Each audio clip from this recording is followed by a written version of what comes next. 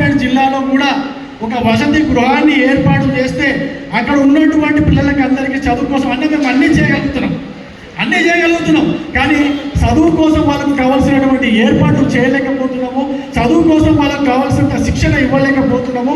అది మాకు చాలా ఇబ్బంది అవుతున్నది. దాన్ని మన్నించి మీరు కోకాపేట బిల్డింగ్లో కూడా అది 10%, 20% జర క్లారిటీ తీసుకోండి. అంతేకాదు ఇంకొక కోకాపేట భవనం పైన ఇక్కడ విశేషమైన చర్చ జరుగుతుంది కాబట్టి నేను చెప్తున్నా అన్న, ఈ కోకాపేటలో అయితే బిల్డింగ్ మీరు కట్టాలని అనుకుంటున్నారో ఆ బిల్డింగ్లో ఏదైతే ఆర్థిక లావాదేవీలు జరుగుతున్నాయో వాటన్నిటిని కూడా పారదర్శకంగా ట్రాన్స్పరెంట్గా ఉంచితే అందరికీ కమ్యూనికేషన్ గ్యాప్ అయినా మల్లేశ్వర ఏకమల్లేశ్వరం అన్న మీకు కూడా చెప్తున్నా, మీరు కొంచెం ఓకే, మీరు కొంచెం అగ్రెసివ్గా మాట్లాడుతున్నారు, తప్పేం లేదు.